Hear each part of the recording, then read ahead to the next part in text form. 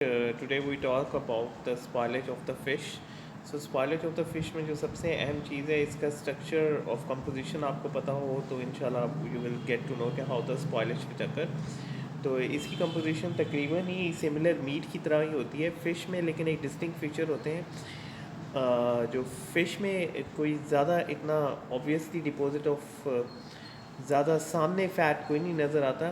जो lipid content होता है जो फ़िश में होता है वो तकरीबन 25% होता है। इसके अलावा जो इसमें प्रोटीन होती है, जो लो कनेक्टिव टिश्यू होता है और प्रोटीन होती है वो भी काफ़ी होती है। और जो उनसे है बॉडी मास इंडेक्स जो स्केलेटन का होता है वो भी लो ही होता है, ठीक है। मसल्स थोड़े से डाइफर करते हैं। इन द जो लैंड एनिमल्स हैं वहाँ मेरे बहुत ही लॉन्ग फाइबर्स होते हैं, लेकिन फ़िश में जो उनसे हैं जो मसल फाइबर्स होते हैं वो बहुत छोटे छोटे होते हैं, ठीक है। और फ़िश में जो प्रोटीन होती है वो तकरीबन 15 to 20% फ़िश में जो प्रोटीन होती है वी विल गेट इट, ठीक है। तो कुछ नॉन फैटी फ़िश भी होती हैं जिसमें टेस्कोस और हेडॉक है। अब इसकी हम माइक्रोबायोलॉजी पढ़ लेते हैं कि इसमें प्राइमरी प्रोसेसिंग होती कैसे है, ठीक है।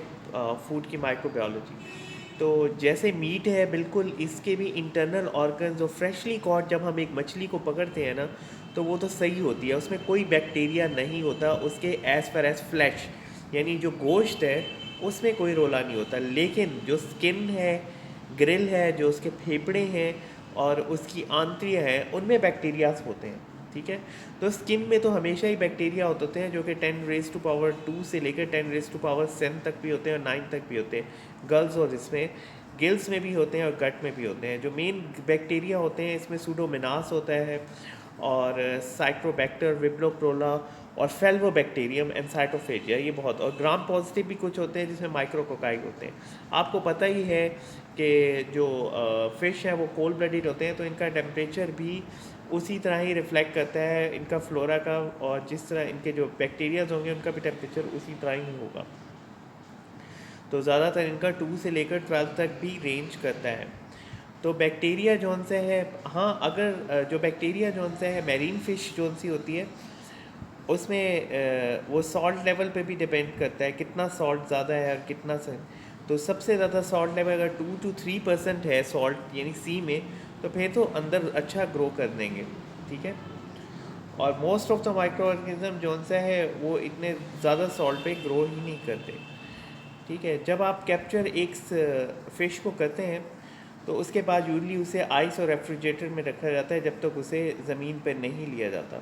तो ये मोस्ट इम्पॉर्टेंट है कि कूलिंग वो भी जोन से है, कूलिंग क्लीन होनी चाहिए, रीयूज़ दोबारा दोबारा नहीं होनी चाहिए वरना उसमें भी बैक्टीरिया आ सकते हैं। इसके अलावा अगर उसकी जो एक फ़िश है अगर उसको एक जोन से गटिंग से उसको पकड़ा हुआ या उसके अंदर होल वगैरह हुए हुए तो हुक्स वगैरह हुए तो तब उससे भी बैक्टीरियल कंटामिनेशन का ख़तरा बढ़ जाता है। तो जितने हुक्स और इनसे तो उसकी जो ऊपर वाली प्रोटेक्टिव शीट होती है तो उसमें भी द बैक्टीरिया कम्स अलोंग। इसके अलावा बैक्टीरिया आगे जब बोर्ड के ऊपर आ जाती है यानी डॉक पर, जब सी का जो डॉक होता है वहाँ जब आती है तो वहाँ फर्दर एक्सॉर्ब कंटामिनेशन होती है क्योंकि वहाँ ह्यूमन्स भी होते हैं, वहाँ चल भी रहते हैं, ह्यूमन्स के पैथोजेंस होते हैं, बर्ड्स भी होते हैं, फ्लाइज भी होती हैं, तो इट्स ऑल गेट कंटामिनेटेड। तो ये मेन बैक्टीरिया है जो इनको करते हैं। उनमें विब्रोक्लोरा है, ठीक है, विब्रो वल्निफस है, क्लॉस्ट्रीडियम है, एंटेरोवायरसेस है एंड पैरालिटिक शेलफिश पॉइजनिंग है जो कि बहुत ही इंपॉर्टेंट है, ठीक है। जो स्पॉयलेज ऑफ द जो फ्रेश मीट है इसमें भी वही डिपेंड करता है। जो मैं आपको बता दूं फ़िश में जौन सा है ग्लूकोज कंटेंट बहुत ही कम होता है और जब जो ही हम फ़िश को पकड़ लेते हैं ना उसके बाद वैसे ही उसमें ख़त्म हो जाता है। तो बाकी इसमें तकरीबन प्रोटीन कंटेंट ही होता है ज़्यादा, ठीक है। तो बहुत सारे फैक्टर्स हैं जो इसकी स्पॉयलेज करते हैं। वैसे अगर कोई फैटी फ़िश है तो इसमें जो स्पॉयलेज होगी वो नॉन माइक्रोबायोलॉजी, उसमें बैक्टीरिया नहीं भी हो सकते, कोई और जो उनसे हैं बैक्टीरिया के अलावा कोई ग्रोथ होगी। जिसमें लिपिड्स होते हैं उसमें जो फ़िश के जो लिपिड्स होते हैं वो तकरीबन इसमें पॉलीसैचुरेटेड फैटी एसिड्स होते हैं जो रिएक्टिव केमिकल होते हैं। जो मैमेलियन मीट है ना यानी गाय भैंस का उनसे ज़्यादा रिएक्टिव होते हैं। तो फ़िश में जो ऑक्सीडेटिव रेनिसिडिटी वो ज़्यादा होती है। तो स्पॉयलेज तो स्पॉयलेज जोन से है, इसमें अगर होगी तो वो माइक्रोबियल ओरिजिन ही होगी।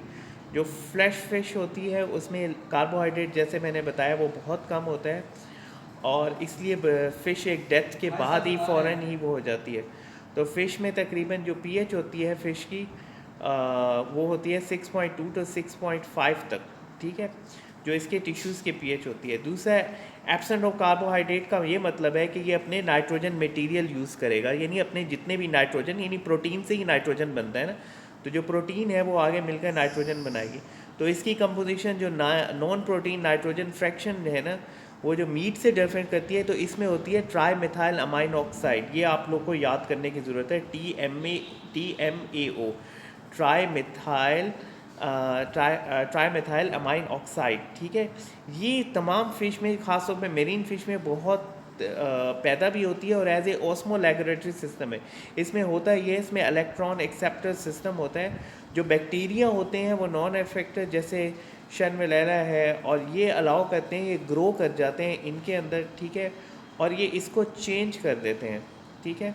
और इसके बाद एक इसी प्रोडक्ट को चेंज करके इसमें रिडक्शन यानी इलेक्ट्रॉन निकाल के ट्राईमिथाइलिन बना लेते हैं, यानी TMOA से निकल ट्राईमिथाइलिन बन जाता है, ठीक है। तो ये फिर आगे हमारे उसमें यूज़ होता है स्पॉयलेज में। इसके अलावा सेलफिश और जो लॉबस्टर होते हैं इनमें भी नाइट्रोजनस प्रोडक्ट्स बहुत ज़्यादा होते हैं। तो जितना नाइट्रोजन प्रोडक्ट ज़्यादा होगा उतना स्पॉयलेज ज़्यादा होगी। तो स्पीड ऑफ स्पॉयलेज जोन से है वो रिलेट करता है माइक्रोबियल कितना लोड है उस पर ज़्यादा कोल्ड फिश में, ठीक है। तो जो यूज़ किया जाता है इसमें हम जो स्पॉयलेज से बचाने के लिए कुक्ड और फ्रोज़न, ठीक है, वैक्यूम पैकिंग करवाते हैं, कैन करते हैं, इसके अलावा फर्मेंटेड करते हैं, फ़िश को ड्राइड कर देते हैं, ठीक है। ये टी का मतलब है लो टेम्परेचर, और वैक्यूम पैकिंग इसका मतलब है कार्बन डाइऑक्साइड हाई। कैन में हम सोडियम का मिकदार इसको रखते हैं, ठीक है। तो I hope you get understand.